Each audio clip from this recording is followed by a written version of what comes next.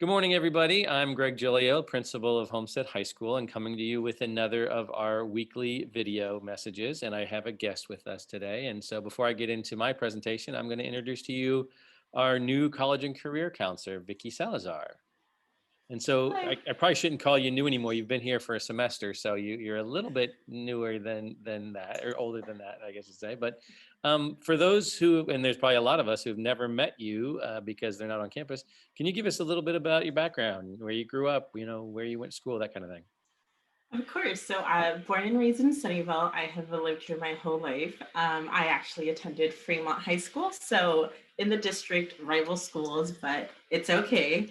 And then after Fremont, I attended San Francisco State, where I got my bachelor's in social work, and then I attended San Jose State, where I got my master's in social work. Clearly, I'm not leaving this area anytime soon, so here I am still in the area. Excellent. Well, and we're super glad to have you. One of the questions that came up is just, what can parents and students sort of expect out of College and Career Center? What should they be looking for? Yeah, so we definitely focus a lot on, I kind of broke it down into two parts. First semester is very college oriented. So for your universities, all the craziness of applying, letters of rec, and everything. So I think first semester is really a big focus on seniors who are applying to colleges. And then spring semester, I feel like, is where there's more flexibility of doing a lot of workshops on community colleges, on different career paths, on vocational schools, trade schools, apprenticeships, and just guiding students and helping parents to, like navigate the world of careers and life after high school. Okay. So if parents or students are interested and need information from you, what's the best way to get in touch with you? Yeah, so we can always email Vicky_Salazar at fuhsd.org, but I also have Calendly appointments where students and parents can sign up for 15 or 30-minute appointments and we can just meet, talk about anything, as well as I have student hours every Monday and Thursday during their lunch. And, I also like to make myself available in Spanish. I am bilingual. Entonces, estos servicios los ofrezco en inglés y en español. Si quieren una cita conmigo, pueden hacerla por Calendly o sus estudiantes mandándome un correo electrónico. But yeah, just a little about the College and Career Center. Great, thank you. And if people haven't been to the website, there's a lot of good information. You have a lot of your presentations have been recorded and are on there. So it's also a really great resource. So again, I look forward to reintroducing you when students and parents can definitely be on campus. But you are here, and you can see she's in the new College and Career Center right now. It's a great space, so we're looking forward to getting that used. But thank you for coming in and letting us hear a little bit more about you. But again, welcome to Homestead, and again, you look great in green, so we're glad you're on right now. So thank you, and we'll see you next time. Take care. Perfect. Thank you so much. Sure. All right, well, welcome back, everybody. I am going to go ahead and get going on our presentation today. So let me pull up my PowerPoint. And again, one of the things that we've been doing is definitely trying to introduce you to more people on our campus, since not a lot of people are here on campus. So we're going to keep doing this, interviewing people throughout every week. So as when we do that new weekly survey, please make sure you throw some ideas out there, and I'm going to try and recruit some more people for guest speakers. So as I said, today's January 15th. It is, oops, here we go. It is Martin Luther King's birthday. And if I did my math correctly, I believe he would have been 92 if he was still alive today. An amazing man who contributed a lot to our society and to our world. And one of the great things about Martin Luther King's birthday now is that this is a day where a lot of people do community service and they give back to others. So if you don't have anything to do and you've got a 3-day weekend coming up, maybe there's some things that you can find, some other places or people that might need your help. So a great way to honor a great man. So happy Martin Luther King birthday on January 15th. So what I'm doing this semester with these the parent surveys is I'm kind of coming up with a monthly sort of theme. And this month's theme is resolutions, New Year's resolutions. So one of the first questions that I have in there is, what are some things that you would like to see Homestead do differently as a resolution for the new year? And so this part is the New Year's resolution. So I had 3 suggestions. One was, could Homestead give more eye breaks during class to avoid screen fatigue? And could they give homework that is not on screen, that's not computer related. I guess those first two about giving our kids some break from screen fatigue, and actually saying, can you be more frequent or quicker in your feedback? The first two are probably way easier to do than the third one.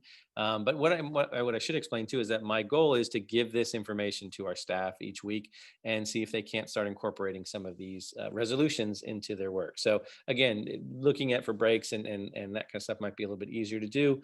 The frequent feedback is a continual challenge. I'll be honest, with everything coming through electronically, that makes a lot of different things that teachers have to grade and look at, more so than when they were in class having to be able to talk and assess people as they're going along.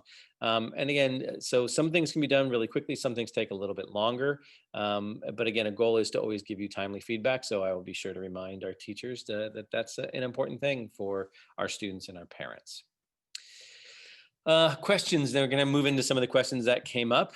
So, when will teachers and students be getting vaccines? And this was a long part of a longer question about when do we come back to campus, which again is the eternal question, and we don't know that yet. We're not cleared to come back yet, but vaccines will definitely be a very big part of that.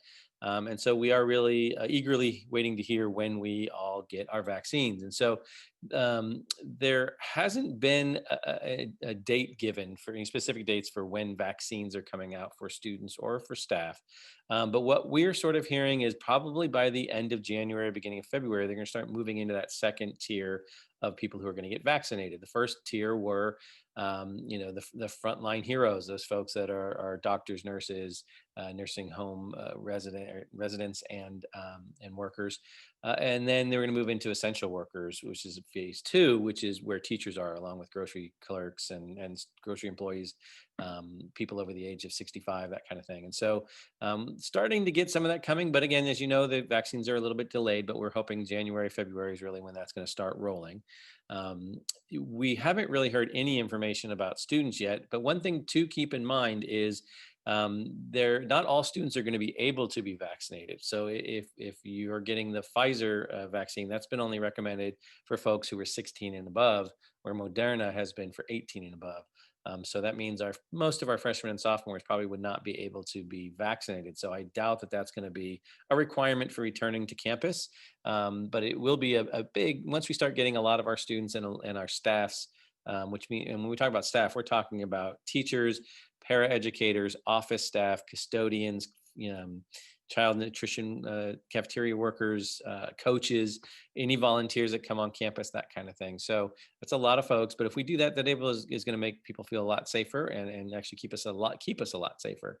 So again, waiting to hear that, and that's a big part. But not only that, we're continuing the safety protocols, and we are waiting for some of the funds from the state to come in where we can buy more PPE for our staff once they're on campus, as well as some of the new cleaning protocols, maybe even hiring some people for some more staff to clean. So again, no date on any of that yet, but again, it should be coming here fairly soon. So keep an eye out. I'm looking at the news every day, so hope you are too. Question came out about alternate ways to earn PE credits outside of playing sports. And so let me do a little explanation here that the most traditional way to get PE credit is to take a PE course. And so that is definitely the best way to get credits. There are students who are athletes that can earn credit for playing high school sports, and they can earn up to a semester PE every year if they're playing in two or more sports a year, or other things. So basically, what this question was about was saying, well, what if they're not playing sports, or they're not able to play sports because of the season not being able to go right now? So one of the things is we have allowed some students to take outside PE, but that is something that you really need to talk to a counselor about first. We tend to reserve that for seniors because they're the ones who have a more critical desire to get the PE done. Whereas if you're a sophomore or a junior, you have some time to get that done. When we went to remote learning, we knew that we would have seniors who were planning on taking a sport to earn their PE credit or the last 5 units of PE. But without those sports seasons going on and the uncertainty of whether they're going to get credit for it, we actually went ahead and put them into PE courses. So they've been taken care of. So if you're a junior or sophomore, you might be getting a little nervous about that. But again, you still have plenty of opportunities, whether it's taking an actual class or when seasons definitely start up again. That would be important. When we had the initial remote learning and with school closures in the spring of last year, we actually were giving PE credit to athletes because it was a little unfair because they had started their seasons and then we went into school closure. So they were doing some outside independent PE where they were working with their coaches or their athletic director to get PE credit. And so that's something that we're talking about if we're not able to have sports this year. We're getting kind of close to that time where we may or may not be having sports. And so there is still some conversations about how to rearrange the current seasons and can we still play any sports. That's still a little bit up in the air. We're holding out a little bit of hope. Not totally over in that regard yet. So some people who may have played one play a sport and we're going to earn PE credit that way, they might still be able to do that. But I would say by the time we get to February, if we haven't really started, it may not be starting. So that's just my words. Don't take that one as to the bank that that's what the ruling is. But it's going to be really hard to play that many seasons with just 3 months of school left. So I'm hoping we can get in there. So hopefully something gets together here pretty quickly. But those are some of the best ways to get PE credit. Question came up about why does the district not use pluses and minuses when it comes down to the final grades? Well, this was a district decision that happened many years ago, long before I was here. But what happened was the UC system went to they made a decision not to recognize pluses and minuses. So we went ahead and just followed their suit because it made it easier for our students who were looking to go to colleges. And most colleges, because what ends up happening is a lot of colleges follow what the UCs do, even colleges that are outside of California. So once the UC sort of adopts something, other schools tend to adopt it. So that's why we went to that. But there is a slight benefit if you do a straight A, B, C, D, because then when you go to total up the grade points, an A is worth 4 points, a B is worth 3 points. You actually get a little bit of a boost in terms of the grades instead of it kind of going down to a 3.75 instead of a 4 for the A. And so it kind of helps a little bit. Again, it can go either way in most cases, but for the most part, it benefits the GPA. We do use pluses and minuses though during the year or during the semester as sort of progress report grades, because that does give students and parents an idea of where that student is in terms of either improving their grade or falling down into a lower grade. So it's a very helpful tool. But once we get to the final grade, again, UCs don't count it, so we don't count it either. And so therefore, that's why we've gone that direction. Next question, talking about courses and that kind of thing, is like, how can we get help with course selection process? Well, there is a lot, even though we're not on campus, there is a lot of ways to get, are a lot of ways to get information regarding the course selection process. So our counselors will be visiting classes and making presentations. And so how they do that is that there's going to be some advisories in February where they're going to go over the course information fair. Course information fair is where students can watch videos and learn about the different electives and learn about different choices for classes. And then there's actual course selection after that. And so that's going to be some information that's going to be given directly to the students. And for more specific information, or if you want to see some of the presentations, go to our guidance department webpage and look under calendar and events. You'll see a whole bunch of things listed there for all the different grade levels. There are going to be evening presentations for all the grade levels as well too. So parents will get a chance to hear a lot of that information as well. And just like you heard Ms. Salazar talking a little bit earlier, there are office hours for guidance counselors. Maybe you didn't know about this, but on Tuesdays, Wednesdays, and Fridays, there is a Zoom link on the main page. All you do is click that and get the Zoom link. But your student or you, during office hours, would be best if the students popped in. But you can actually directly email counselors too and try and set up a time to meet or talk with them. So that's another way to do it. So again, if you have a chance, your student has some time during those, they can go directly to the Zoom link and get lots of information, or you can go to our website and see some of those presentations and pieces of information that are on there. There was a question about Athena and how does Athena work? And Athena is our online tutoring program. And I'm happy to say it was designed by a former Homestead student while she was still here. And so there are students who still run it with the guidance of our one of our teachers. And so, but basically, what it is an online, free online tutoring system. And there, if you go to our website and go onto the student portal and then look down the right side, you'll see Athena Tutoring, a little button there. You click that, it takes you to the website. You can log in and you can send in a question, and it'll hook you up with a student tutor who has already taken that class and may be able to answer your questions. Or you can actually go to these online tutoring hours. Where if you see here on Mondays, Tuesdays, Wednesdays, Thursdays, and Fridays, there are specific times where you can log in there and there should be somebody there to help answer your questions. So again, it's free. It's easy to use. You just go in, you use your student email account, and it's pretty self-explanatory from there. So from there, you can pick different subjects, send in emails, and try and get some help. So it's really a great resource. So hopefully you get a chance to try and use that. So that brings us to our last slide here, which is important dates. So we have a couple of special schedules coming up in the month of January. So just wanted you to be aware of them. As I mentioned, Monday is a holiday, so there's no school on Monday, January 18th. The 19th is going to be what we call a skinny day, which is where all classes meet for 45 minutes. And then the regular schedules for the Wednesday, Thursday, Friday of next week. Again, this schedule can be found on our website underneath the bell schedules, but I just thought I would point it out to you. The week after that, there is going to be an on-campus PSAT administration for juniors. And so it is something that we'll be holding on Tuesday. And so to make that work, we're actually going to be taking the Wednesday schedule and putting it on Tuesday. So Tuesday, the 26th, is actually going to be an asynchronous day. So Monday's a normal day. Tuesday will be the PSAT with this asynchronous, like with normal Wednesday.